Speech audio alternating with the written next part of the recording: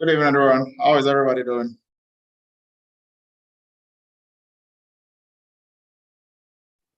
Wonderful, wonderful. Happy Friday, happy Friday. Hello, Doctor. How are you? Good to see you. Great. Happy Friday. Happy Friday. Yeah, there's lots of things going on today. I saw it in the WhatsApp apps. Yeah. I mean, we have that once in a while. I think we had that 2021. Some numbers. Some people try to do that again. They'll call you on WhatsApp, like trying to take over your WhatsApp. It's a phishing attack. More of like vision, because they are calling. But the intent of what they are doing is to take over your WhatsApp. So they will call you and say they are from Eretmis, but they are not. I mean, we don't call anybody to ask for anything, right? So just everybody should just be aware. If anybody calls you saying they are from Eretmis, and I mean, everybody on the platform knows where to get hold of us, right? So before anybody calls you and you give them anything, just check with us, call our number, send us an email or something. Yeah, excuse me, Doctor. I have one question which is out of topic. So I'm your student, as you know, that in November class. So I saw we already did all those things. So what's the next things? Maybe I missed one class, last class. I don't know, because I was in out of country. So Okay. So yeah, so now with the November class, we are done with the crash course. So now we just started. We just branched back into PCI. So we are doing Foundation 1, the Foundation 1 module. So you didn't. I think we just started this week, so you didn't really miss much. And no, you can catch up. I know, but I'm not here in November. I'm starting in September, sir. Oh, okay. So for September, we are about to start internship. Okay, so maybe whatever is happened, I'm gonna get an update through Google Class, right? Yes. Sounds good. Thank you so much. I really appreciate it, sir. Thank you. Oh, you're welcome. All right, everyone. If there are any questions, you can bring it up whilst we are letting people in. So like I was saying, for today's news, it's going to be there's a phishing attack on Eretmis, the Eretmis family. But I know most of you are not going to fall victims to this because, I mean, you should know better, right? So if anybody calls you saying, hey, we sent you a PIN or we sent you a code, obviously, you know that is not true, because for all cyber chats that we have, we never call you to give us any code or anything. And so that should just raise a big red flag. And just for the record, we are not going to call you to ask you for anything. If we call you, then probably you called us and we are just returning your call. But to ask for any code, any PIN, or for you to send us anything, we don't do that, right? And everybody on here knows where to find or where to get information from Eretmis. Or if you are not sure, just post it in the group chat. Everybody who is part of the family will be able to answer you and point you in the right direction.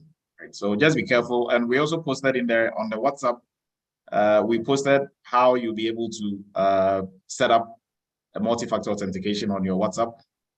That way, in case maybe something happens and you happen to give them the PIN that they are going to use to take over your WhatsApp.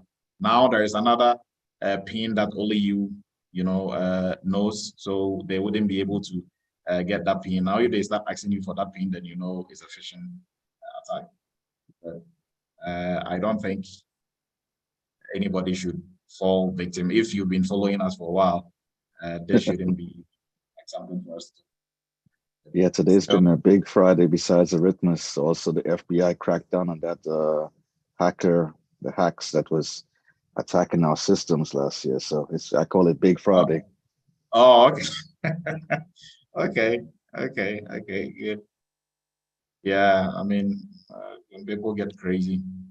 But we just have to, and this is like a testament to all of us. So when it comes to security breaches and all these, is not the target is not only big companies, but individuals. They can also target you. And like this is how this whole thing. So the intent of what they are doing, taking over your WhatsApp, is this. If your brother or your mom, you are both using WhatsApp, and your mom sends you a text, you are not going to think twice, or like you are not going to think it is not your mom, right? So if your mom sends you a message and your mom says, "Hey, John, I am not able to speak right now, but I need you to send me $500. I'll call you later. I'm at maybe somewhere that like the service is not really good." I don't think you're going to think twice about that. You're just going to send the money to your mom, right? And probably she gave you some number because she's not able to access it on your normal cash app. So send it to this cash app, right? You are going to send it. And later on, you're probably going to call your mom and she's going to be like, "What, $500? So what happens is when they're able to take over your WhatsApp, if you have set your WhatsApp, I think like by default, WhatsApp just backs all your messages unless you choose otherwise. So when they take over your WhatsApp, they are able to get, all the chats, like some of the chats that you've had previously.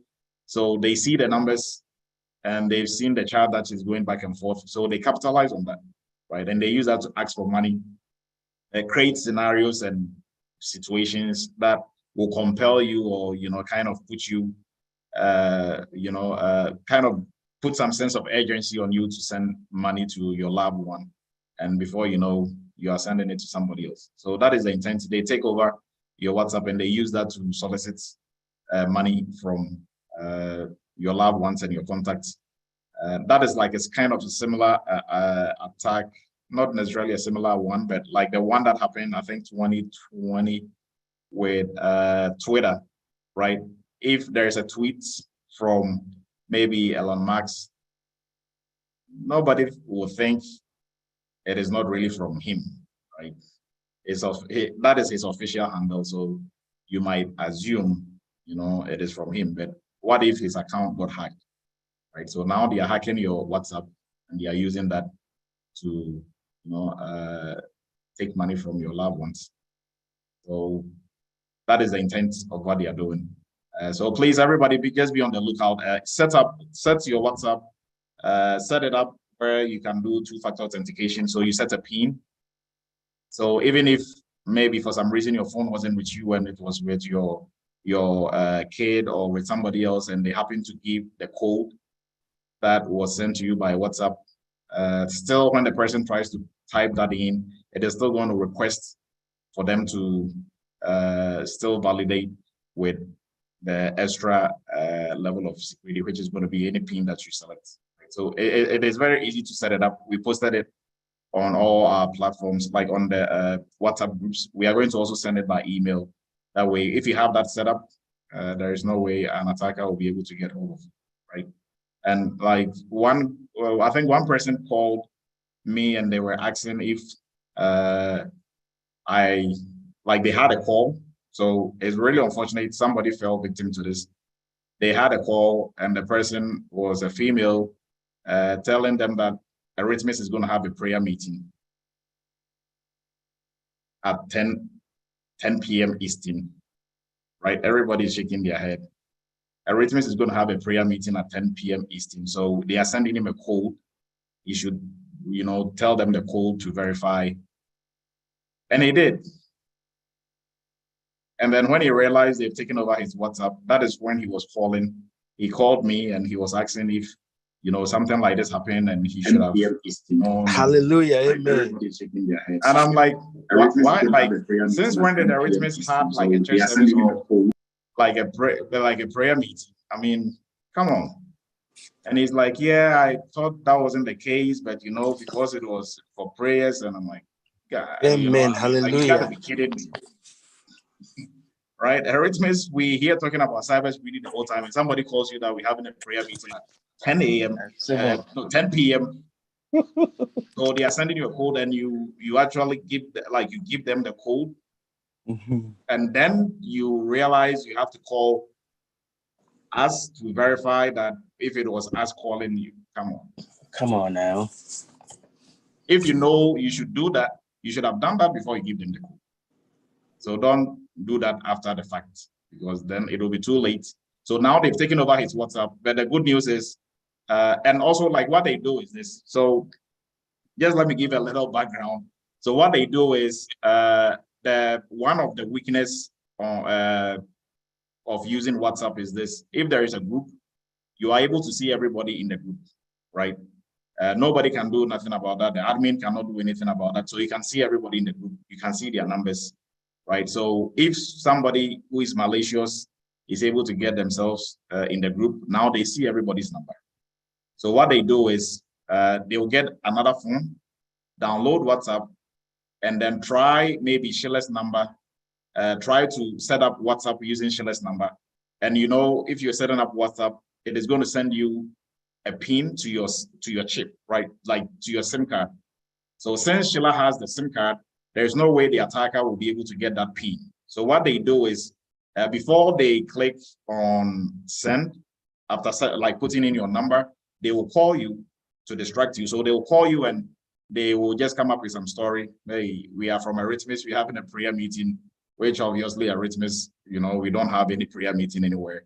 And as they are talking to you, they will tell you, we are going to, like, there is going to be a pin sent to you to verify that you are a true member of the group. So as they are talking to you, they are on the other phone, they will send, they'll click on send. And then as they are talking to you, the pin will come as they are talking to you. So that is a distraction, right?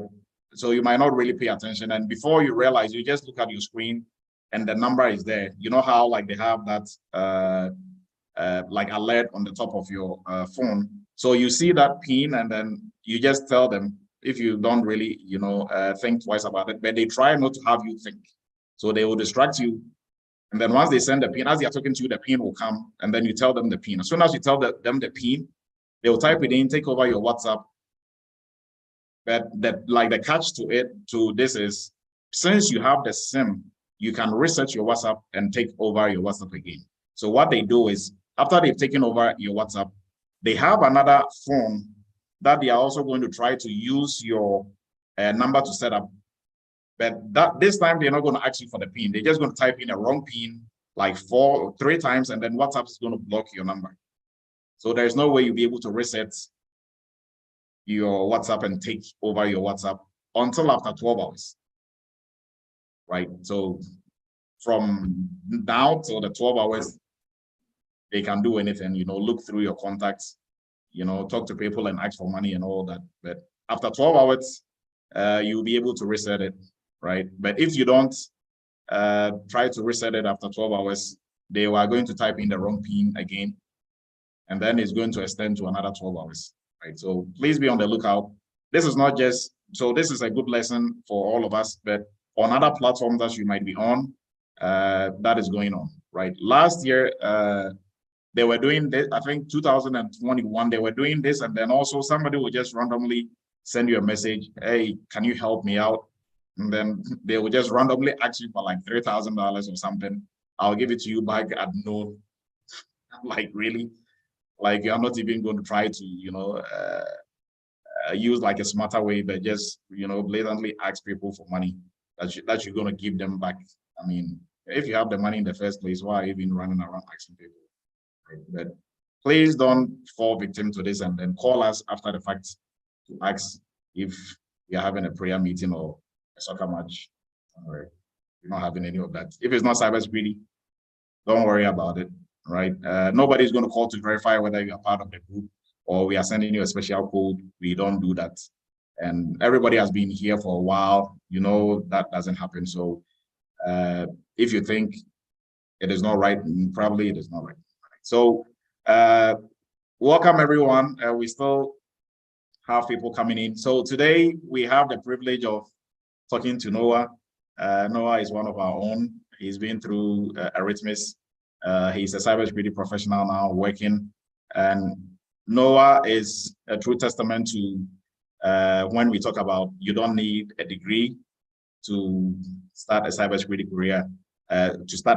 career, because Noah, you know, doesn't have a degree. He's working on one now, but he didn't have one when he landed his cybersecurity job. So as usual, we have the privilege of having Sheila and Captain AJ being the co-pilots. We are going to go through and talk to Noah And Noah has a very interesting story. Noah is, it took Noah a while, right, to be able to land his first cybersecurity job. And even at a point, Noah almost gave up. He'll call me and be like, Dr. Edu, you know what? Is this really going to work? I just want to take an internship gig somewhere. I'm like, no, Noah, stay with it, right? But Noah is the type that will always come back to you with something, you know, new. We discuss, he will move forward, you know, and he really amazes me with the kind of professionalism and attention to detail that he always brings to the table. There was a time when he was about to go for his interview. I think they needed him to do some write-up as part of the interview. I just gave him some pointers. And what Noah came back with, I was like, wow, like, no, is it true you don't have a degree, Noah? Right? And you're like, yes, sir. I'm like, he's writing at the master's level. I don't know for how he's able to do that. I just blows my mind. But Noah is a pretty smart guy. But today, Noah is going to share his story, so everybody's going to know his whole journey, you know, how this whole thing came about and how he ended up where he is and what he's doing now, right? So I'm going to leave the floor to Captain AJ and Sheila, as usual, you know, our amazing co-pilots, and they are going to start the whole process. And also, as we're moving along, I think Noah will have to go pick his kids. So at a point, he's going to go off camera, and then he will probably be driving to pick his kids, but he's going to be around to answer all questions. So Captain AJ and Sheila, please take over. And we are streaming live on YouTube as well. So just to let you know, if you are not able to join, some days you'll be able to also watch on our YouTube channel. So I'm going to leave the floor for Captain AJ and Sheila to take over.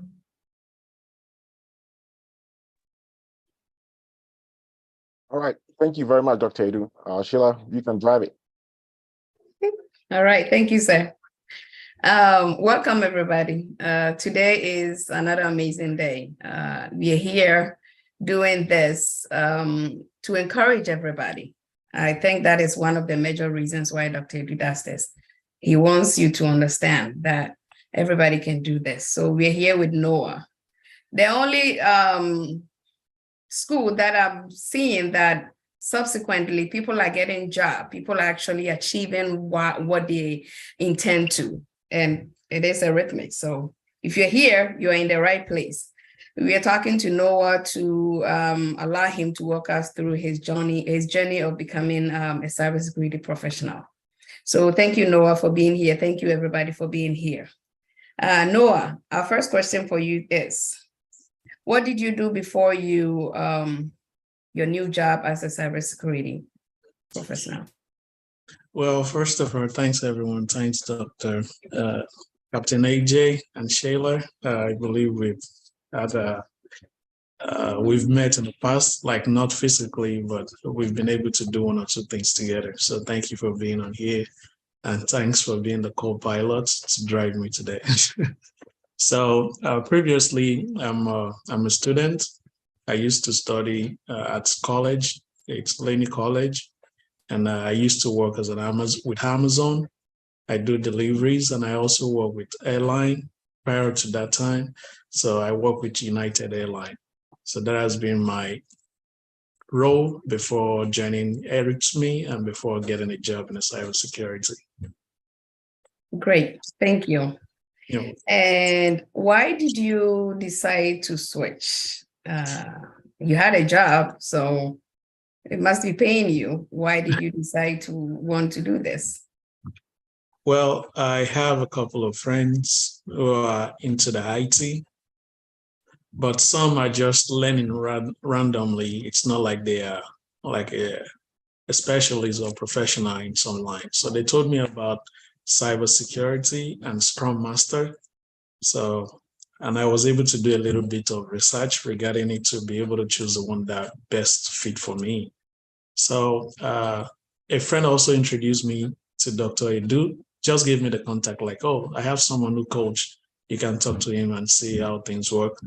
So I reached out to Dr. Edu, and I also reached out to the other Scrum Master teacher, someone who is doing the training. And the moment I approached Dr. Edu, I gave him a little bit about my background. and where I am presently. So it was like, yeah, you can do this. This is how it works.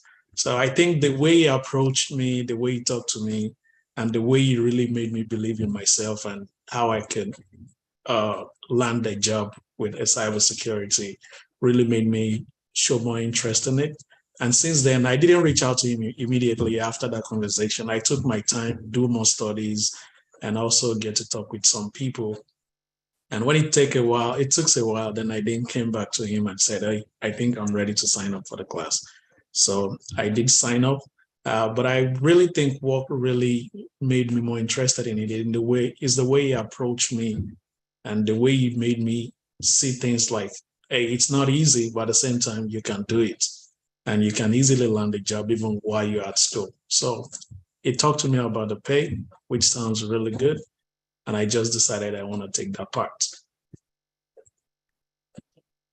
That is amazing, Noah. Thank you very much for, joining us today to allow 94 audience on this platform to hear your story. So can you tell us how you did start the process of switching careers while you were working in Amazon? We need to know some of the things that you did that worked for you and also things that probably did not work for you. Switching into cybersecurity. Okay. So when I wanted to start it, I was being told the class would take at least 2 to 3 hours of my time. And I got my family. So I'm like, would this be during the week or during weekend? So then I was being told we could do it during weekend. So I put in more of my time at work during the normal day. And then at weekend, I come to the class. And after studying, I do self-study, which takes me like 2 or less hours sometimes because I have other things to take care of. So, but I'm always on time when it comes to class. I pay attention to things being said in class. And I also do self-study based on what the material Dr. Edu provided for me. So it wasn't easy, but at the same time, I was able to manage the time, do the learning. And because of the family, it took me a while before sitting for the exam and also before getting the job because of my busy schedule. Because I had to work, I had to take care of family, and I also have to do the self-practice of this new course that I just find myself in a new world that I'm not used to before. So I believe that was the way I was able to put things together and then land the job. But it takes a lot of time and process from my end. That is absolutely right. Yeah. Trust me. I feel your story when it comes to that because we all went through it, taking certifications in IT. It's very demanding, but it's a great investment. All right. Yeah. And this next question, you actually talked about it a little bit, how you decided to choose Eretmis, but I want to rephrase this question a little bit. So how did you actually land on Eretmis platform to kind of maintain your zeal and also your edge of trying to, learn cybersecurity, pinpointing that Dr. Edu will be the one help you out? I know you did mention about how he approached you. Fine. That's probably a good soft skill from Dr. Edu. Hallelujah. Kind of give us a little bit more in-depth on some of the things that really drew you closer to Eretmis. Well, like I said, my friend introduced me, and it wasn't like my friend already had a conversation with Doctor, but it was just aware that Dr. Edu have this class going on. So when he introduced me and I approached Dr. Edu, I was able to, because I'm the type of person that I want to get along with the person that want to coach me, even though when in school, I want to learn about the lecturers before jumping into their class.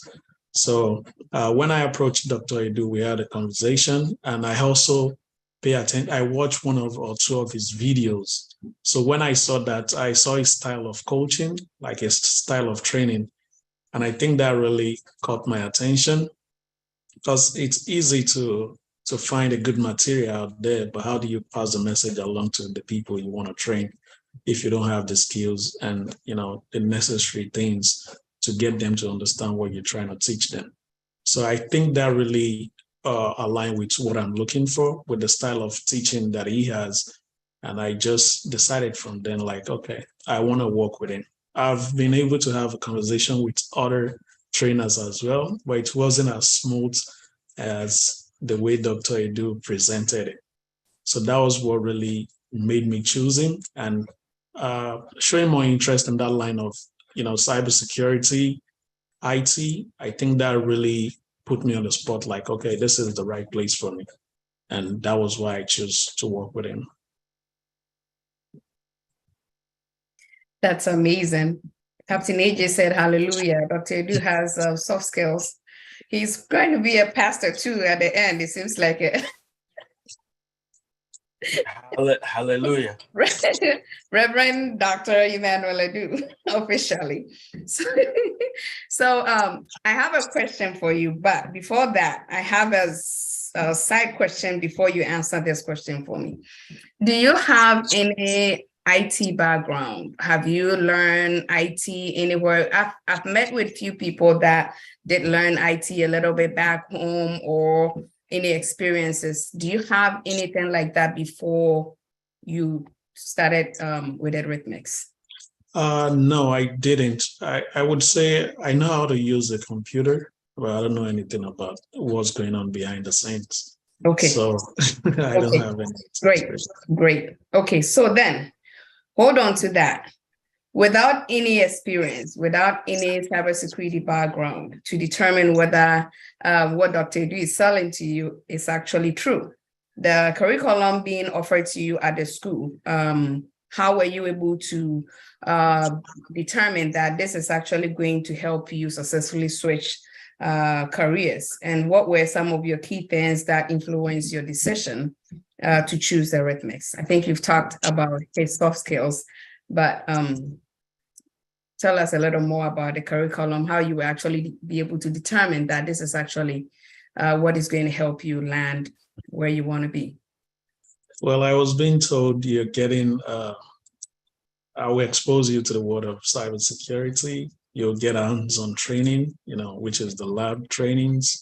And also, he was able to present to me some of the things that we need to go through, which I went ahead to do more research about that, most especially in the college that I am. So I pick up the books that we have in college, learn a little more about it, and realize that what he's actually telling me is in line with what cybersecurity is really all about. So his curriculum, I think it's more like in depth, like it has everything in it, because there are some things even that the booklet that I pick up doesn't have in it, but I'm getting it from him according to what he presented to me. So that really aligned, and that really makes me, show more interest in his class, if I could put it that way. So, like I said, what he's selling, and I've also been able to listen to other people. It's not just him. I didn't just jump into him. I've met with a couple of people. When you're pretty new in a field, I think there is this curiosity that always comes with it. Like, I want to talk with a few people to see how things work with them. And then you'll be able to make a choice like, okay, this is where I want to go. So when I get a chat with some other people, I'd be like, oh, I'll be training you how to do this. I'll be training you how to do that. But it's pretty easy. They make it seem simple, but it's not as the way they used to say it. So, but when I get to meet him, it's like, it's simple, but at the same time, you have to stay committed to what you're doing. This is what I'm going to be teaching you. This is what the practice is all about. This is what the job market really needs. And this is where I want you to be. So if you're able to work on that part, I believe you would be able to get to where you want to be. So that really caught me, and I just wanted to work with him. Hopefully that answers the question. Yes, it's actually very, very interesting. You did your due diligence research, you got a book. I haven't heard this before, but you got a book, you checked and actually realized that what he was actually teaching was even more than what you were getting from the book. That's amazing. That is amazing. So in terms of timeline, people, like you were saying, you were told it would take probably like 2-3 hours of your day. Some people are able to do it in 3 months, 4 months. What was your timeline? Some of your milestones in the process of switching careers? Well, it doesn't really affect my time because it doesn't affect my job life, which is you have to work maybe from morning till evening or evening till morning, which is the midnight shift. So, and the class only took place like 2 or 3 hours sometimes. What I would really say is when I jump on the class, it's easy for me to sit for 2 hours and then hop out. But the self-study, I would say, take more time because you have to revisit the video over and over again, to pick out the points that really matters. Everything does matter, but the one that you really want to do, more research on or self-training on. So that has been the most time that really consumed my time, if I could put it that way. So, but based on the class, it doesn't really affect me because I have the flexibility of doing it at the time that I wanted. And you can actually get a pre-recorded video and then visit it later, just in case it affects my time. So, but like I said, I really want to do more. I want to be, study more. But because of my family life and my work life, it took a longer process for me to graduate. to graduate, if I could use that word. And when I mean graduate, I mean sitting for the exam, passing the exam, and prepping for the exam as well, because doctor was able to help during all that time for the exam as well. So that is just it. But I don't see it as a big deal of more time consuming. As long as you're determined to get to where you want to be, I think the time really worth it, and it doesn't take more than what you expected. Well, that is awesome. But that brings me to the question where I want to dive a little deeper into you combining work at that time at Amazon, your family time, and the cybersecurity training. Because for me, like sometimes I have to stay up. I have to wait for my kids to go to sleep before I can cramp, right? So we need to know all those little things that you kind of put in place to help you combine a successful outcome, right? Achieving, your new job. So I work Amazon. First of all, I take my kids to school in the morning, and after that, I have the time to go to school. So which is maybe from like 9 a.m. till like maybe 4 or 5. And then when I'm back home, I have to kickstart and start with Amazon maybe around 6 or 7. I do that till late night. So what I eventually did was cut down my bills. That was where I started from. I know I couldn't cut down the family time or the time for study. But what I actually chose to do was to lose a little bit of my pay in order to be able to pay more attention to the class or to give more attention to the Eretmis class. So I started, maybe I worked from 6 or 7 p.m. Amazon till like maybe 1 a.m. So I cut it down to like maybe 9 till 12. So I shot my pay with Amazon in order to be able to cover up my cybersecurity class, which what I think is I can make money. I'm making money with Amazon, but I believe it's not where I am supposed to be. So I just need something to keep me going while I put in more time for my class. And once I'm able to achieve what I want, I believe I would make more or times 3 of what I'm making presently with Amazon.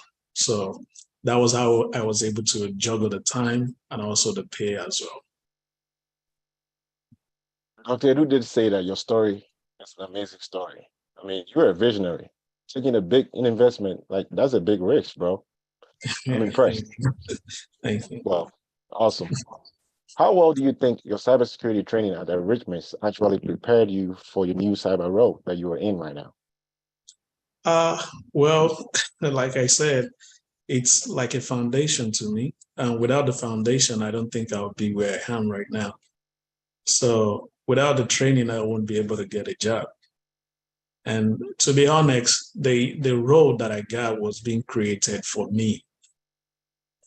Where I used to work, where I'm working presently, they don't have like a cybersecurity analyst.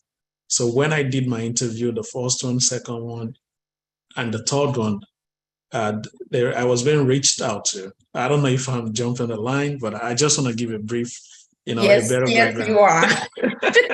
Okay. Okay. So it's a pretty smooth transition, not that easy, but it's really an amazing move for me to do. And I mean, without Eric Smith, I can't be here, to be honest with you. Without what I'm being trained and learn about, I wouldn't be able to get a job because I haven't been in that field. And this actually put me on the spot, and which I believe it's not just me, but a lot of people would attest to that.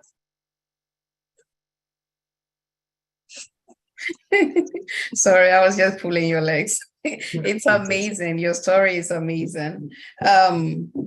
See, Michael, we spoke with, he actually performed his interview to get the job. Michael, we spoke with, the second Michael also went and had like over 20 interviews before he finally landed his job. So the exciting moment, walk us through how you actually landed the job and the fact that they created a position for you. That's amazing, honestly. Yeah. So I've been able to attend a few interviews. And like I said, Dr. Edu always run me over, like, hey, when are you going to do this? I know you can do it. And I'll be like, yeah, but I'm still busy with the family and work. So he's just going to tell me, take your time. I know you can do it. But whenever you're ready, just let me know. I'll always be here to help. So sometimes I'll sit for 2 interviews. Once I didn't hear back, I'm like, I'll just let go for a few months and then get back to it later. So there was a time he actually created like a schedule and said, hey, you guys have to follow this. You try to apply for so number of job. And after that, your target should be like so numbers of interview and see, I think it's 60 days or 90 days. That is actually scheduled for us and said, hey, you guys have to work through this. If you follow this step, you would actually land a job in, I believe it's 60 or 90. I'm not really sure of that, the number of days. So I decided to take that template and try to work with it. So I started applying for more jobs, and because trust me, the moment I put in my resume, I received calls. There was a time when I started receiving calls from Indians, and I would call doctor like, hey, they asked for my resume and stuff. Doctor would say that I know they are good people, but a lot of them are just taking in your resume to go through. You would experience that during the hiring process, but when the actually job really comes, you would know. So I actually got to interview at that time. I sit for both with his help because he always helped to prep for the interview. So when I started for both interviews, one of them get back to me. They both actually get back to me because I've did like 3 or 4 interviews previously. So that has really get me prepared for any interviews that I'm about to face. So when I was being reached out and said, hey, okay, we would like to move you to the next step. I did the second interview. The third interview, I'm told I had to sit with like, was this 6? And the interview would lasted for 2.5 hours. So I reached out to Dr. Edu and I'm like, I was being told I would sit with 6 people. How am I going to do that? And he said, you know what? You have been doing it and you can always do it. As long as you know what I'm not selling hair to you, just like he always said. So just go in there, tell them what you know, and see how things work out. So I sat for the interview. It was pretty good, and maybe like few days later they got back to me and they said, okay, you know what? I think we would consider you for the position, but we are waiting for your final approval. From maybe the CEO or something. And I'm like, okay, no problem. So the other one, they get back to me. I'm also waiting for, what is it called? I'm also waiting for them to put in, this request that comes in when the offer letter. Yeah. So I'm also waiting for the offer letter because I'm in Oakland, California. So the job is in San Francisco. The other one is in Oakland. So I'm more interested in the one in San Francisco because of the pay. It offers a very high pay, more than that of the Oakland. So when the whole client job now reach out to me and saying, "Oh, we're sorry, we wouldn't be able to take you, but based on the process of the interview that you've gone through, we also gave you like a project that we want you to work on," which I did work on it, and they are very satisfied with it. So they're like, "Okay, we wouldn't be taking you for this role, but I'm trying to work things out for you. Give me a week or two. You would definitely hear back from us." So I was a little bit disappointed, but I keep my fingers crossed, and I reached out to doctor, and doctor said, "Well, that's still a good offer. It's a good news for the fact that they still consider getting back to you." So when my manager reached out to me, and he was like, "Okay, we're sorry, we are not taking you. We won't be able to take you. But based on your performance during the interview, I've been able to reach out to the CEO and propose a new role. So we want you to take over that new role. So you'll be the first person to work on that role, and we would go ahead with you. You'll be getting your offer letter as soon as possible." And I was just in a shock because I didn't believe it. And he said, "Hopefully you would have time. You have like a week or two to think it over if you want to take it or not." So I'm like, "Okay, sure." So I didn't believe it, because how would you create a new role for me when you're actually looking for someone to fill in a position? Maybe you got someone in already or no, but why would you go ahead and create a new role for someone that you don't even know? So unfortunately, the following week, I got the offer letter, and that's how the journey begins.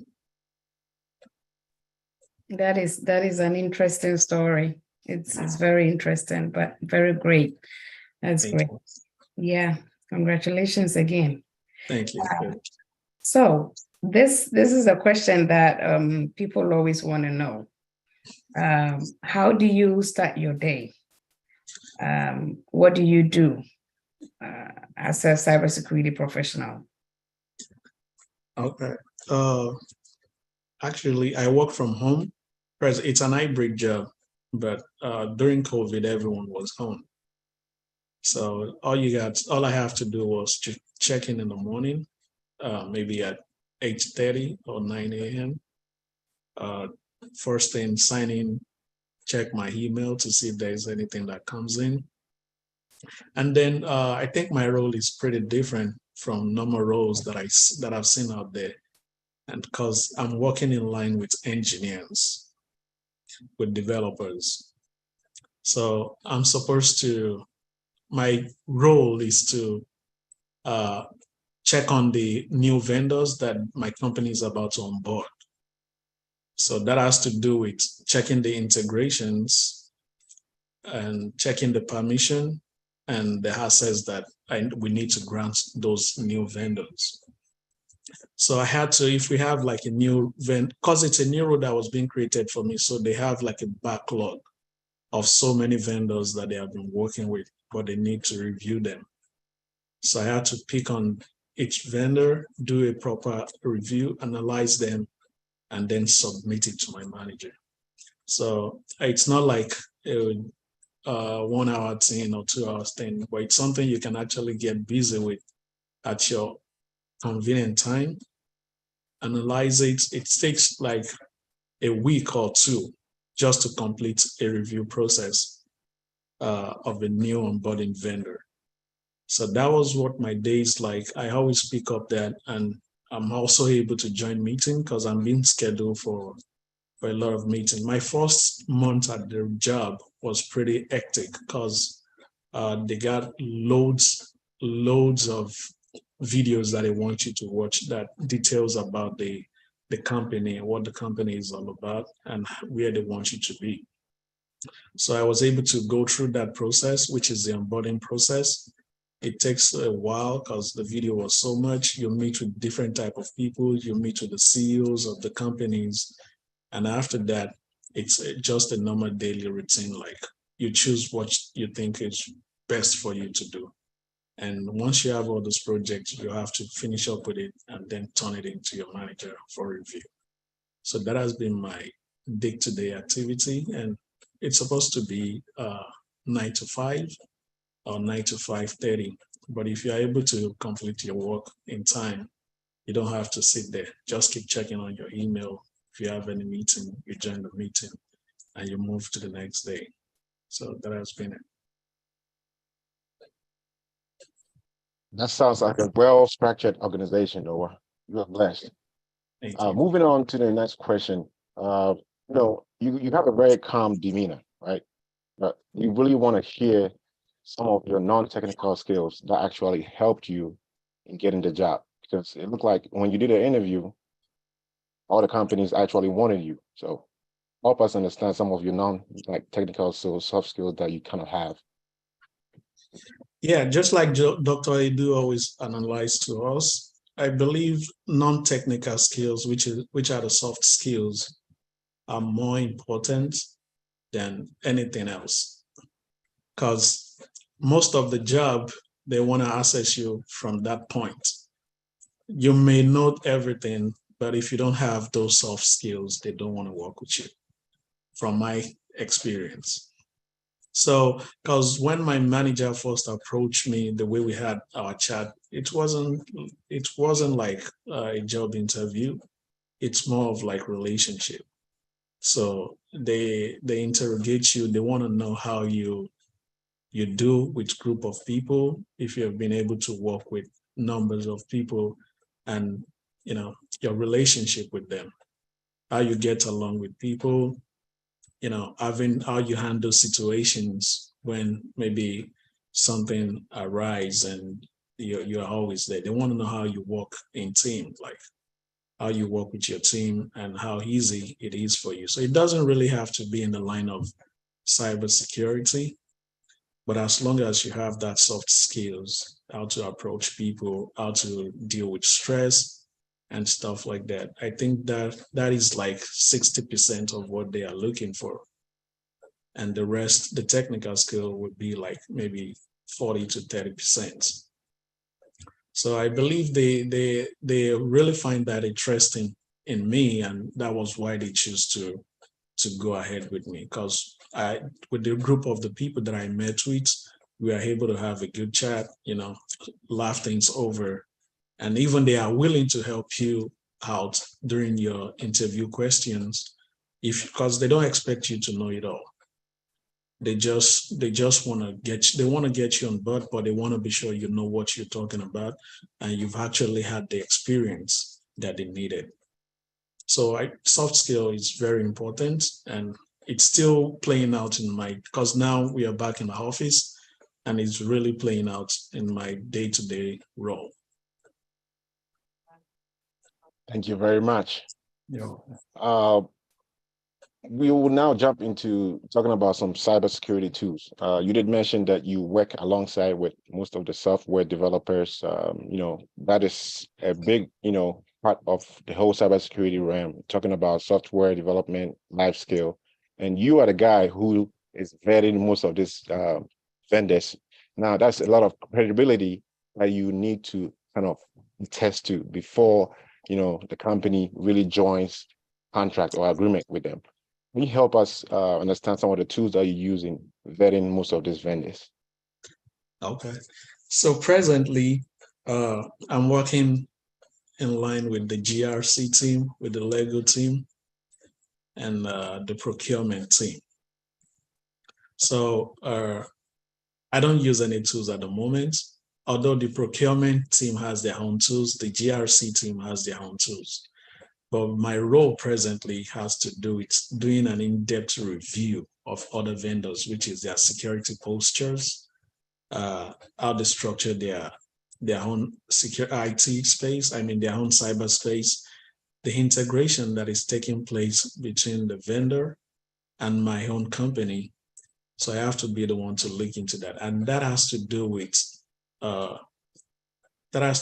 you doing more research, asking questions, reaching out to other vendors to get their security architecture diagram, which is the way we put it, of how they structure their own system.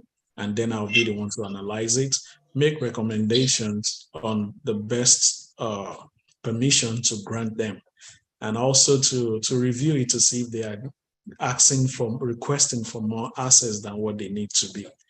I'll also be there to look at some of the GDPR to see if they are in line with that. Although it's the job of the GRC team, but I have to be sure that the data that we are sharing with them is being protected in the right way, and they're in compliance with whoever they are supposed to be. But the company has a lot of tools. We use CrowdStrike, we use OneTrust, we use scanning tools, but like I said, I work hand in hand with the engineers. So I'm work with the developers, and what we're actually looking at is what the system is integrating with, which is what my system or the platform, Everlaw platform that I work for, what they are integrating with, and the right permission to grant them. I think that's it's way off the normal everyday today cybersecurity thing, but that's just the way, based on what my company does, that's the approach they take in getting under vendor or other vendors in to work with, in onboarding other vendor, if I could put it that way. Hello. So, quick question. Can you hear me? Yes. Isaiah, can you please give us a few minutes to finish asking our questions, and then we'll give you time to ask your question, please, okay? Thank you. I feel vindicated, Noah. Now I feel very vindicated, because when I tell people that I'm a cybersecurity analyst and I don't use any tools, people look at me weird. Now you're one of us. So it is true that it's possible. Every cybersecurity position does something different, and that's exactly what Noah is saying. So it's amazing. Right. You were driving for Amazon and doing different jobs, and then you decided to switch to cybersecurity. You had your goals, you set the money and other things in place, and then you made this huge sacrifice, and then you shift, and then here you are. You've actually achieved your goal. Right. How do you feel? Because some decisions we make, we actually achieve it, and then sometimes you feel like, I wish I can take it back. Well, But now you are here. So how do you feel? Do you feel like you've actually achieved your game, your goal? Are you satisfied? Yeah, I feel great, but at the same time, not satisfied yet, if I could put it that way. And the reason why I would say that is simply because, I wish I had put in more time for myself. I know it's pretty hard based on the life we choose to live out here, to let go of what you're doing and to switch career. It's not really easy. It's not an easy thing. But the reason why I said I feel satisfied is that I believe I got what I deserve and what was being promised to me. Because it's not just like I said, it's like a job that it's like a class that just fell out from the sky, and someone's selling something to you and you're buying it. So you don't know what comes up after that. But what exactly is being sold to me is what I got. So I feel blessed to be able to take that class, to participate in that class. Because friends that introduced this to me, they didn't take that route, but they are still out there doing nothing right now. So now it's easy for me to talk to them like, hey, come on, let's do these things together. So in that way, I feel blessed. But when I said I didn't haven't got it yet, I'm still looking forward to take more class, to do a lot of things. Just like Dr. Idu always say, it doesn't end there. We have to keep going. Because cybersecurity, to my understanding, it's not just something you learn and you put your hands down. You have to keep learning. You have to keep joining the community. I know I always join, not every class, but I watch videos even after, video is being made by Dr. Edu, because you have to pick out one or two things that actually affect you, would have a big impact on your role where you're working presently. So in that case, I would say, yeah, I'm still pretty much hungry to learn more, but based on what I expected, it has been more than my expectation. And I feel really blessed, not just happy, not just fulfilled, but I feel very blessed to have the opportunity to walk along with Eretmis family and also to choose this career path. Phew. Goodness. You scared me a little bit when you said, I'm not satisfied. I'm like, man, this guy is not satisfied. But you make a lot of sense. And I feel the same way. There's so much knowledge out there that we can, and it's like we just started. So I get your point, and it's great to feel that way. You see, there's a lot of people on here ready to learn. They're ready to listen and encouraged. Can you tell them something? I know you've shared your story, but I need you to advise them. Some of our people feel like, I don't think I can do it. This is not for me. Is it possible? There's so many doubts. And so, but the person has made the choice to be here. That's the first choice, first step, which is good. So give them something, some advice from you will be great. Thank you. Yeah, you. I believe for you to build on something, you need a good foundation. So this is why I believe Eretmis comes in, and where finding yourself here, it's a good opportunity. And I feel blessed to be able to work with Dr. Edu. I think I met Captain AJ a few times, and I've also been able to meet with the group, with my team, that we were able to work together back then. So I would say it's not an easy process. It's not a simple thing to do, but just like Doctor always said, if it's easy, everyone will be doing it. So one, you have to be determined. You have to know what you want. Because I have a lot of people out there who have all the certifications, but they actually don't know what they want. And just like Doctor always said, it's not about the certification. It's about what you know. And for you to get something, then you have to be here. And I think the sacrifice, you have to be determined and be ready to sacrifice for it, because it's not just going to come easily to you.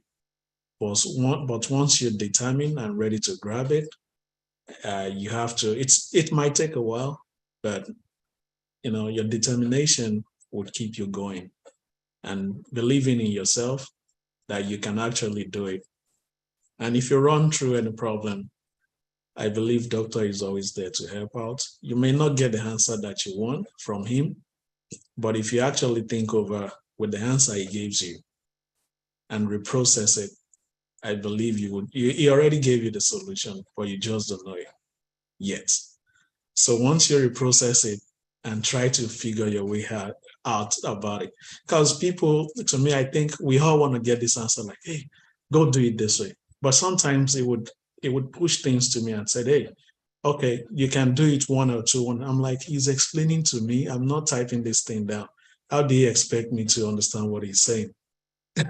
But the moment you pick 1 or 2 things from it, and because they want to challenge you, it just don't want you to sit there thinking it's going to come to you easily. But what he's saying to you is exactly what you need to know.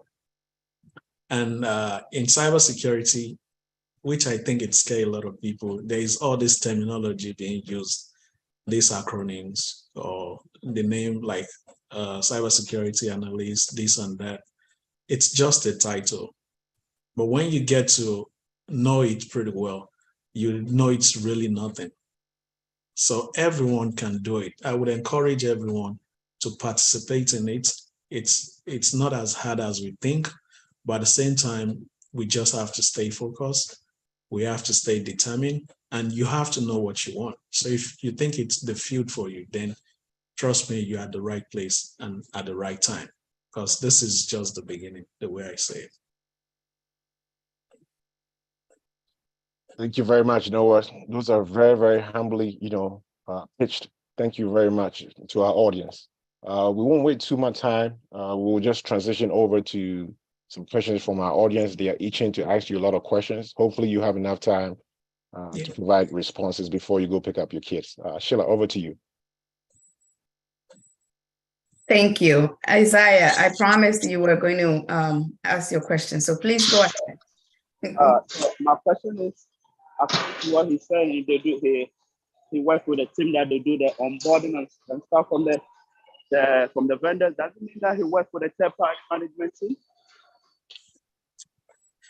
Yeah, I would say it's like a third-party management team, because I'm working with the GRC, with the procurement, and the Lego, so they all manage third party.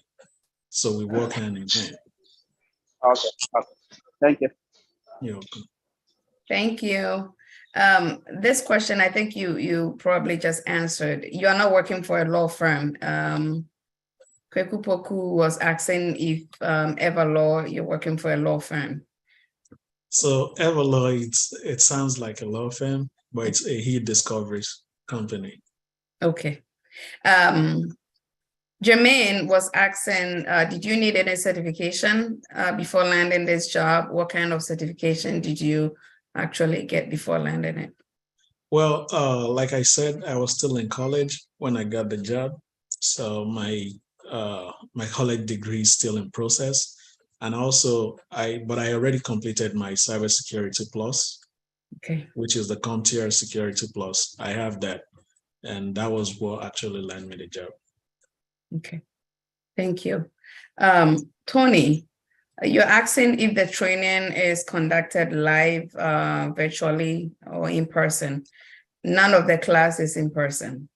All of it is virtual. Some of them you will have Dr. Edu on live actually conducting the class, and then some of them is also pre-recorded. But you always get the chance to interact with Dr. Edu whenever you need him. So, Sheila, I want to come in real quick and ask this question. So I want to ask Noah, how long did it take you to, I mean, from finishing the class, how long did it take you to really land your job? Well, I took the class and it took me about close to a year before landing a job. I think it was a year or more. Yeah. Okay, so I mean, I was just asking you just to put it in perspective. It takes some people maybe 2 to 3 months. Some people, it can take you almost a year. Some people a year plus, right? So just to let you know, there is no shortcut, or nobody's telling you it's going to take you 3 months, and within 3 months, it depends on, how much effort you put in the job search and all that. And also a little funny thing on the side. So with Noah, when Noah was done with the class and he was ready for Security Plus, he was actually supposed to take the 501, right? That was when they just started the 601. Right. So, there I am thinking Noah is taking the 501, comes back with a set for 601. I'm like, you registered for the wrong test, Noah. It's like, yeah, but I took it and I passed. Like, really? Because I mean, that is how much effort Noah put in, because 601 had just come out, the 601 test. Everybody was taking the 501. I advise everybody to take 501, because whether 601 or 501, you still have Security Plus. But then Noah registered and then came back like, Noah, you registered for the wrong one. Like, I didn't know. I mean, I took it and I passed, and like he passed really good. So great job, Noah. But just to give to let everybody know, it took Noah almost a year, more than a year, to land this job. So it didn't come easy, right, by any measure. All right, go ahead, Sheila. Thank you. Great, thank you. Isaac, you can go ahead and ask your question, please. All right. Thanks, Sheila. Thanks, Noah, for your story and all the kind inspirational words. It's motivating to listen to these cyber chats that Dr. Edu organizes every now and then, mostly on Fridays. And we appreciate that. My question has to do with the job that you do daily with the vendors. Now, in before you onboard them into your company's systems. You mentioned that you review their security posture and other things. Can you give us some details as to really what you consider, if you can, few things before you allow them to be, you recommend it before you recommend them to your manager before they come on board? Thank you. Yeah, you're welcome. So basically what we're looking at is the infrastructure that they have in place. We have the GRC team review their SOC 2 reports, SOC 2 type 2 reports, and we also have them review their privacy and as well. So I also have to go through the privacy review, go through the SOC 2 as well, and also analyze the kind of data that they will be accessing on our platform. Right. So once the data is being analyzed, then you would base your security research on that. So for instance, they are accessing PII, customers PII. What security posture do they have in place to keep those customer PII safe? Right. That's number one. Secondly, if they are integrating with your system, how is the integration taking place? Is it via API, or is it via just normal username and password sign-on? So if the username, if it's via API, what access will you need to grant them? Maybe a read and write access, or the access to read, write, and delete. So that depends on the kind of file or the kind of data that they want to access. So for instance, I came across one that says, okay, they would need the access to read, write, and delete your Google file. So that way, that is like a red flag. Because if they have access to your Google file and they have the access to delete it, then you're left with nothing. Even if it's by mistake or eventually hackers have access to it, they are taking that away from you. So that way you would tell your company, hey, I think this is a good company. They have this in place, but they need the access to delete. So we are not granted that. But if it's like a little thing that's not more of a concern to the company, then the company will be the one to decide like, okay, it's not much of a risk. We can grant that access. And also I have to be the one to respond to the phishing. I forgot to include that because in cybersecurity, phishing is like one of the top priority of what you have to deal with. So right now I have my work laptop next to me, observing any phishing emails that comes in.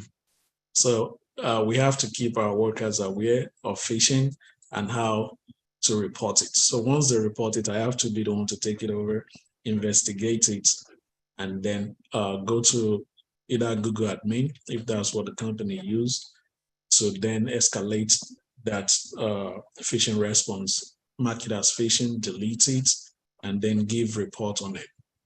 So those are part of what I do. And hopefully I'm able to explain better based on the integration that you asked about. Oh yeah, definitely. Thank you. Thank you so much. My goodness, it's amazing. With no cybersecurity background, nothing like that. Yeah. Noah, how long have you been doing this? Well, it's about going to eight months now. Oh my goodness, people, I'm telling you, this man is not selling us air because he built it up so great that when you get the job, it's like a smooth sailing because the way Noah is speaking, it sounds like he's been doing this for like, what, 20 years. Wow. Your knowledge is great, Noah. I'm very proud of you. Thank you, Cheryl. So third party, Rejoice is asking, this is a third party risk management role, right? Right. Well, no, it's a security analyst. Yeah. But the role, it's pretty broad because the company, I think why I enjoy working with the company is actually the fact that they want to expose you to a lot of things. So like I said, I'm responding to phishing response. So checking files, hashing, running them through to make sure And as time goes on, I think I'll be doing more, maybe sitting with the team to go through the vulnerability scan and make recommendation of fixing all those vulnerabilities that the company has. So it's just a gradual process. I believe they are just trying to make you settle in, understand what the company is really all about, I mean the product, and then keep pushing you. And we also have this part that they sell to you like, oh, with your experience, if you want to be an engineer, they can actually fit you in. Nice. So with that, they expose you to the engineering section because I'm working with the engineering team. And after I got employed, they hire someone else after me. So I have a partner right now that I'm working with, but it's just two of us in that role. Nice. It's amazing. There's room to grow. That's even better. Yeah. Freddie is asking, if a vendor does not answer the onboarding questionnaire, what other ways do you use to verify their risk? Well, if the vendor doesn't respond, if you think there is a way you can review it without asking them some questions, maybe they have, because you have like, I have this conversation yesterday with my partner, and we have this vendor that they want you, if you subscribe for it, maybe normal users, maybe like 5 users on your enterprise, and you subscribe with them and you reach out to them regarding their security postures. Sometimes they just ignore you. Or sometimes they will tell you, oh, which subscription do you have? If you said, oh, just the normal users, they'll say, oh, we only respond to those who are enterprise, who subscribe for the enterprise. So they're just going to ignore you because to them, you are not that important to them. So in that case, you can actually, if you can find their documentation online, which is their developer documentation, it's easy for you to work with. And if you measure the risks around it, if it's not that much, the company can go ahead with them. But if not, you just have to let go because you don't want to expose yourself to any outside risk or third-party risk. Okay. This question is from Melissa and Al. They are asking the same question. What class did you enroll in at Eretmis? That was the cybersecurity class. I think it's for the beginner. That's the entry level? Yeah, the entry level, right. Okay. And then I think you answered this question already. Kweku Poku is asking currently what certification, but I think you already answered it. You do have Security Plus, right? Yeah, right. Okay. And then I think you and Dr. Edu answered this too. Joel Mensah asked, how long is the training? Oh, actually, no. How long is the training and the cost? That we've already explained it in different, people have talked about it different ways. It depends on you. How long the training takes depends on you. The class is pre-recorded. So you can decide to finish this in 2 months or in 1 year. It's up to you. The cost also, when you go online, you will see the cost and then the breakdown. You get the option to pay it all in full, or you can also break it down and take and pay it in installment also. Okay. Noah, did you take both entry? Okay. So Jermaine said, Noah, did you take both entry level security, cybersecurity and security plus class before landing this job? Yes, that was what I did. Yes, yes. So, quick clarification on that one. Noah took only the cybersecurity entry level course. Now, everything that you get in the entry level is way more than you need to even sit for security plus or security analyst, right? The entry level, the intent behind it is to help you on the job. What are you going to do on the job, right? So not just to pass the certification, but you get so much knowledge and skill that is easy to scale security plus, is easy to scale security analyst, right? But once you're done and you're ready for these exams, we give you some material to just go in to help you at least see how the exams will look like. So, but if you are taking entry level, you don't have to take the security plus course. because everything that is covered in Security Plus is covered in entry level and then some, right? So, and then plus with the entry level, you also get to sit in the workshop / internship. And I also wanted to ask Noah, so with the internship that we did or the workshop, how well did that help prepare you on the job? Are you using anything from that on the job? And there are a lot of people here. I think Vandy was in class with Noah when he started. They were both in the class, but Vandy just took a sabbatical leave for like a year. Just came like ending of last year.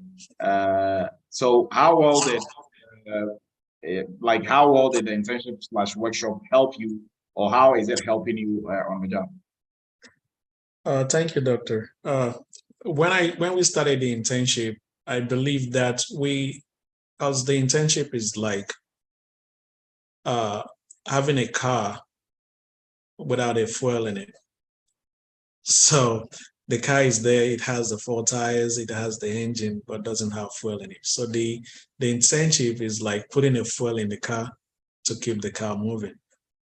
So it was really an amazing experience, and it really builds your confidence during interview process. For example, I keep telling people, if you have your interview, forget whatever is outside of that box. Just think about your internship and base your resume, your knowledge, base it on what you experienced during your internship. That would actually get you the job, because you are talking about things that you know, things that you've done. And just like someone asks, if you do I have any experience in Windows and Linux operating system? That is part of the training, because the training will teach you how to have hands-on. I don't know anything about virtual machine until I joined Eretmis. So playing around with virtual machines and stuff like that. And also, even up till date, I still go back to my class, which is the cybersecurity class, to do a little bit of training. I still touch up on some videos, because you can't get it all, but I keep reviewing it, go back to it. Oh, encryption. Okay, this is how to encrypt. And then I pass it on to my job, because that is what keeps me going, and that's what makes me better in the line that I am today. So all these experience is really important. But just like I said, whatever you have in the class or whatever the internship gives you is actually what you need. Because I documented all we did during the internship program. I put it in written. We work on a lot of things. So when being asked during the interview, have you worked, for example, how have you deal with your teammates? I remember my experience with the team during the internship, how we disagree, how we agree. So that's part of your soft skills. I put it in. Okay, so what did you work on? Oh, we were able to build, so what we actually did during my own internship was, we have this company that we are able to help them look into their IT architecture right from the start. Like, we are drawing the background from the start, working on the data privacy, a lot of things. I forgot the exact things, but there is a lot of things that has to do with reviewing their assets. And all these things, when interviewers hear you talk about them, they're like, even them don't know it. And you are here telling them about it. Like, okay, for me to be able to put all this, because I tell them on my work, we have a lot of software as a service that we are dealing with, but it's really hard to put everything together. So for me to know or to work on these things, I need to capture all of the assets first. Then you can know how to protect them and how to, in case there is any attack, it's easy for you to look into it or make a disconnection or connection when you have a clear of everything that the company owns. So all these things I learned from the internship, and I've been able to bring it into my daily life, talk to my employer about it, that this is the way it's been structured, where I come from. And you just think you're not learning anything, but you know a lot more than those who employ you sometimes. That's awesome.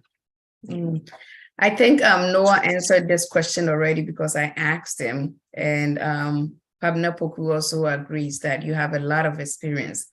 He was asking how long you've been doing this, and you already answered that, but he said you have a lot of experience. And Joel Mensah, you're asking if the payment can be in installment, and yes, like I said, if you go online, you're going to see, if you go to the main page, you will see that you can pay it in so many different ways.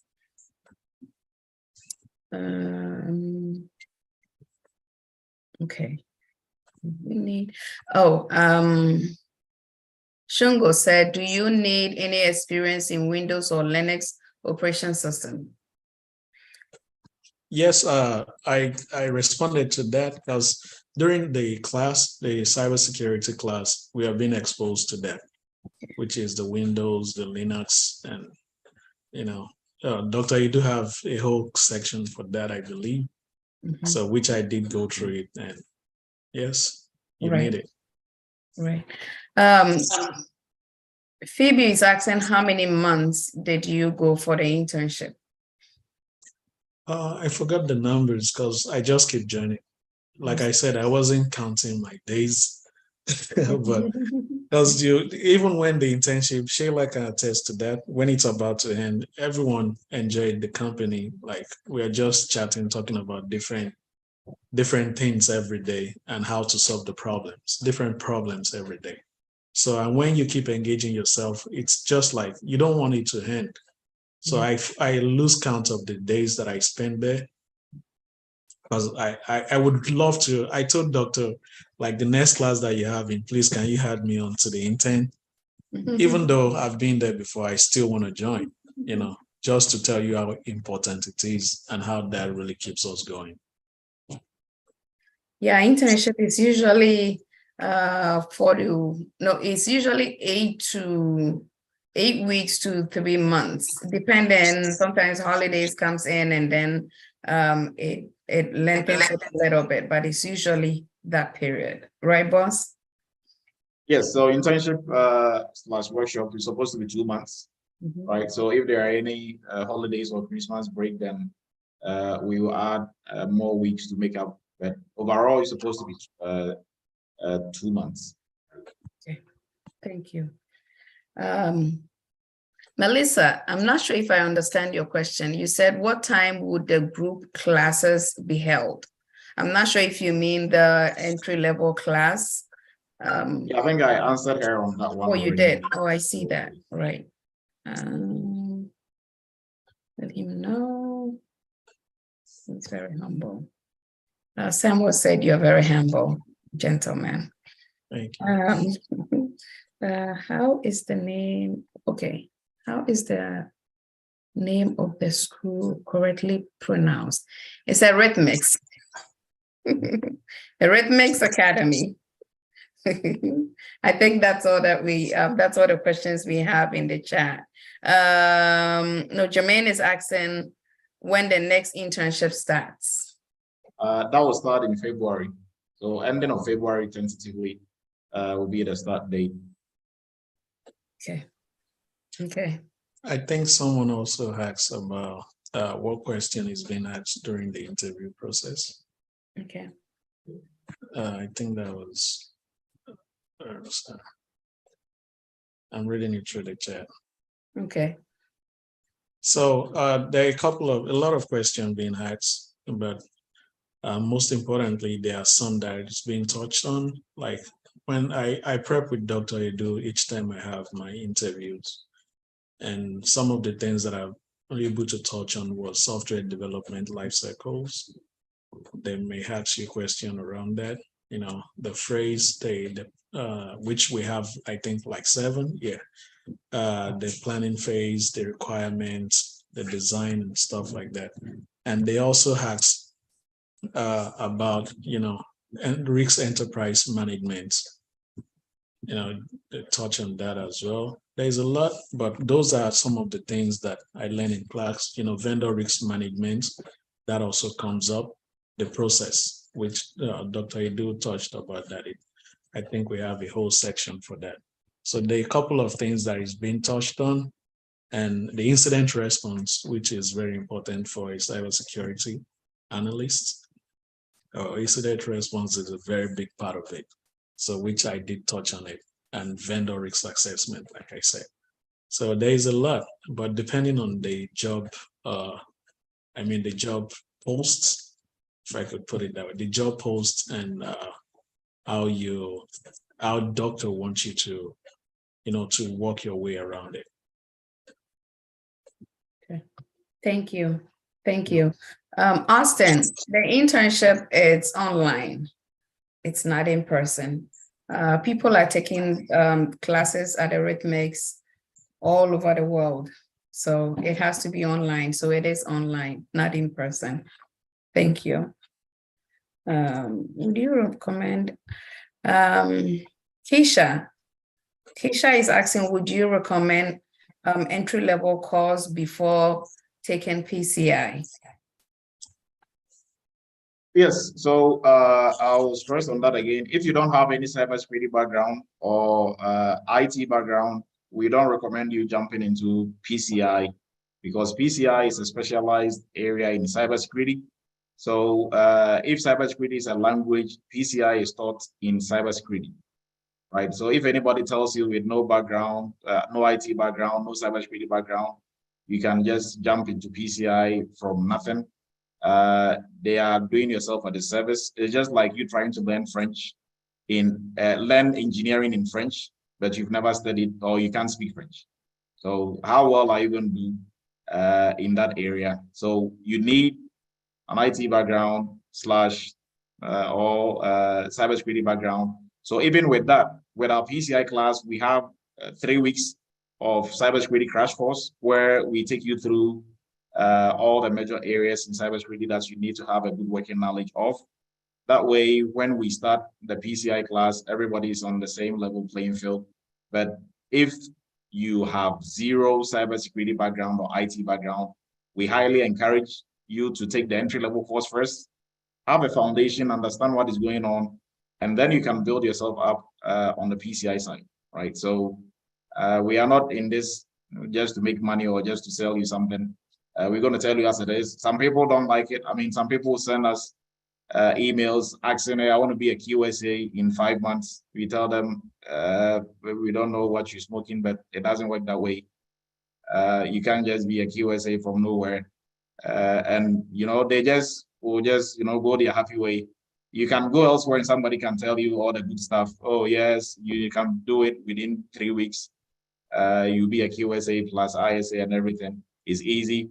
Anybody can do it. It is not easy. If it is easy, then everybody on here will be a QSA or everybody on here will be a PCI subject matter expert. So it takes a lot of dedication and you need a background. Just like you cannot just jump to become a surgeon if you are not a medical doctor, if you've never studied medicine, right? You can sit in the surgeon class, but good luck, grabsman, anything, right? You are not really going to be not very successful, right? So whoever is taking your money will take your money and you're not going to get anything out of it. So you can only fool some people some of the time, but you cannot fool all the people all the time. So we can take your money and promise you the world, hey, you don't need anything, we will help you get there. But then you are going to find out later on when you start interviewing for jobs and you find out that, you are running into issues and you are lacking a lot of knowledge. You are going to have, that is where you are going to realize maybe we didn't, tell you the truth. So we'll tell you the truth from the onset. This is what you need. So you need a good working knowledge in cybersecurity or IT to be able to jump into PCI. I hope that answers the question for everyone. Great. Mr. Odro is asking, how good is the money? You're muted. The money is pretty good to keep you calm, So it's from like making like 20 to 30,000 to making 6 figures, like 100 and something. Goodness. Wow. Yeah. Amazing. That is amazing. Okay. Donna is asking, what was the title of jobs. What is Wicked you again? The interviewed? taco place or the place by the Target? Keisha, can you mute yourself, please? Thank you. Sorry about that, guys. Donna wanted to know what was the title of job you interviewed for, and was you, I think, were you able to study for interview based on the title of jobs? I was interviewed for engineering security analyst role. Wow. Yeah. So, but just like Doctor always said, the title sometimes always pick up a big name, but at the same time, it's still the same role. Like, so sometimes I wouldn't say title should scare people off. But if you look at the job description and you think it's something you can do, then it's good to go for it. But title, like I said, the recruiter, they always put out anything there just to recruit people, and they don't even have knowledge about. Most of them don't have knowledge about it, but it's their job to recruit people. So, but the title is engineer. I'm not an engineer. I'm just a security analyst, but they put engineer/security analyst role, which is what I applied for. Wow. Awesome. Awesome. I don't think we have any more questions yet. Will you eventually do a call? Thomas is asking, will you eventually do a course on CISA? I currently work as a senior network engineer with a little bit of cyber experience, Splunk, Scan, STIGS, etc. Has my security plus, but want to get back into cyber. I think that this question is for you, Doc. Okay, so CISA class, yeah, down the line, we'll put a CISA class out. But for now, we don't have it. Maybe probably, hopefully by the end of March, there'll be a CISA class.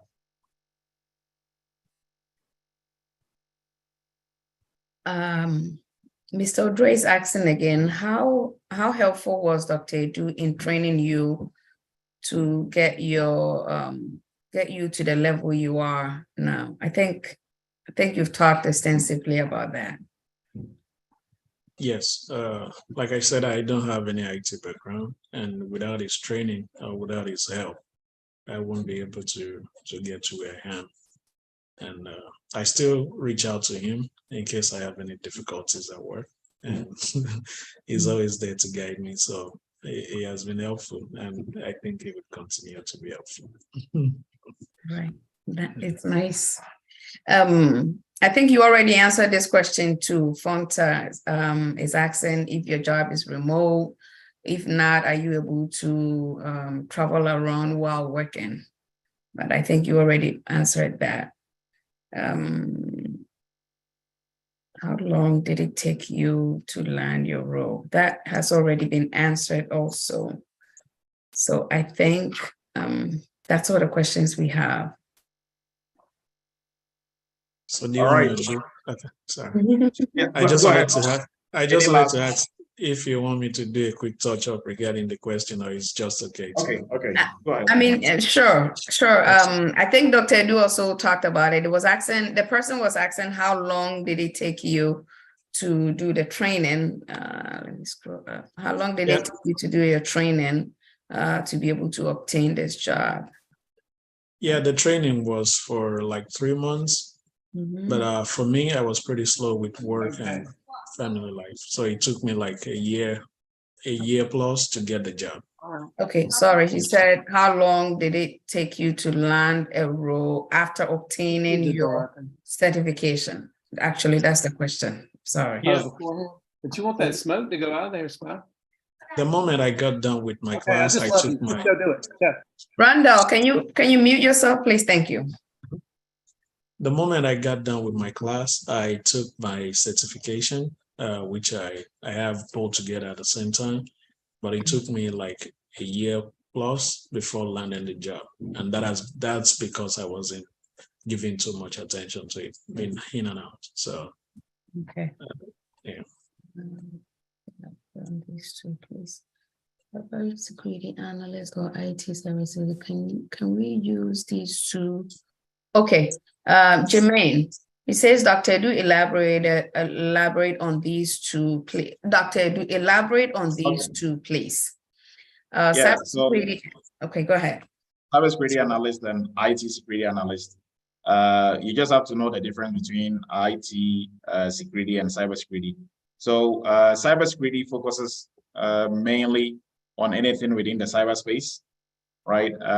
IT security focuses on everything within cybersecurity and then outside cybersecurity, right? So if your company has, a network, their enterprise system, and it's not connected to the internet, it is not necessarily part of cybersecurity, right? Because you are not in the cyberspace, but then that is IT security. Now, everything else the company has that is connected to the internet falls within cybersecurity, but then it falls under the big umbrella of IT security, right? So we can say cybersecurity falls under IT security, but now most often we interchange IT security with cybersecurity. So it's almost the same thing, but if you look at it, IT security is broader than cybersecurity, but now we've kind of made it synonymous where IT security is the same as cybersecurity. So the analyst is analyst. So mostly they will put, both, they can interchange it, but if you want to go into the details of it, then that is it. Great, thank you. Randall, can you go ahead with your question, please? Yes, can anyone share insights towards a part-time position versus a full-time position? I know there's a lot of projects and things of that nature, but say if I'm specifically looking for part-time at some point in the future, not full-time, say the first 6 months or something of this nature. Doug, you're muted. Yeah, okay, Randall, so I'll take that. So now part-time and full-time has become kind of funny, right? Because we have people who are doing 2 full-time jobs. So we don't know how to classify one as part-time or full-time, but if you go in straightly part-time, mostly in the cyberspace, I would say some full-time jobs are part-time jobs because it is remote, and then also there's big boy, big girl rule. So your work is project-based, like Noah was saying. If it's going to take you 5 hours or 3 hours to do the entire work for the week, nobody really cares. What they care about is, you deliver your work on time, right? So mostly part-time and full-time becomes a bit, there is gray line in between, there is a bit dicey. But most companies that I know employs full-time, remote, but I've not, so part-time is kind of really fading out when it comes to the cyberspace, because then they don't, so let's say if you are doing like a remote job, right, and nobody's chasing you around to have you clock in and clock out at 9 to 5. Now we don't know how many hours you're actually doing. So they wouldn't, we can't really quantify what you're doing to be part-time or full-time. So if you are just looking for something like that, you can combine a full cybersecurity job with another job, but you have to be careful just to see that both jobs don't conflict or they don't have too much similarities. Example is some companies just love meetings, right? They just do meetings for meetings sake, right? So if you are working for 2 companies like that, and everybody's meeting at 9 a.m. in the morning, the other one is 9:30, they have like meetings like back to back, then you'll be missing some meetings. But if you're working with one company that has a lot of meetings, the other company really focuses on the big girl, big boy rule. Hey, go work on this project, come to us if you need help. And they just do maybe 1 sync meeting in a week. You can easily combine both, right? So you just have to pick and choose.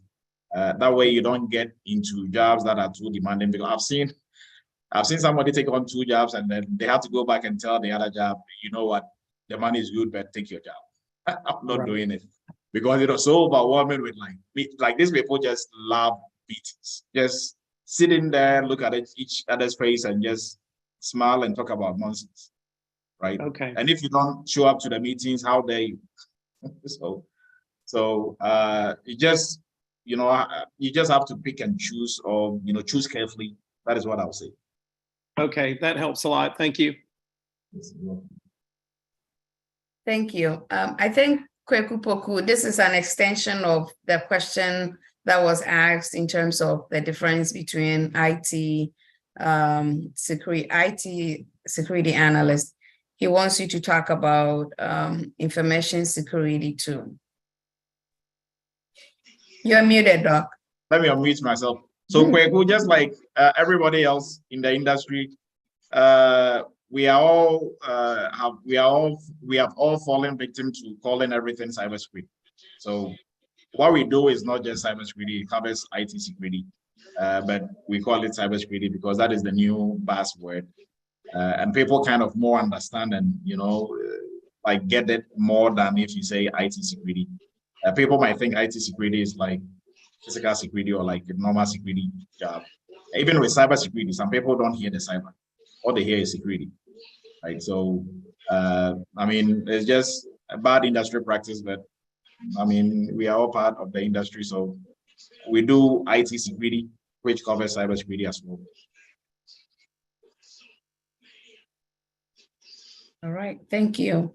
Linda is asking, how does the internship program work hand in hand with different start dates for the aspiring security analyst? Dr. Edu hosts one internship at a time. He runs through it, and then when it's done, then he will schedule another one. So that's So I'll share more light on that too. Thank you, Sheila. So although the entry-level course is self-paced, at every point when we're about to start the internship, we send out registration forms and we let you know, hey, if you feel that you gain enough knowledge and skill, and mostly how to maybe see where you are is mostly if you have covered almost more than half of the course content, then we will encourage you to sit in the internship, right? So although the people are starting at different dates, at every point in time, we have like a group that is ready to move into the internship. So that is how it works. So let's say you finish the class and the next internship is starting in next 3 weeks or in next month, you wait and then join that one, right? But we start internships almost every month and a half-ish is how we do the internship.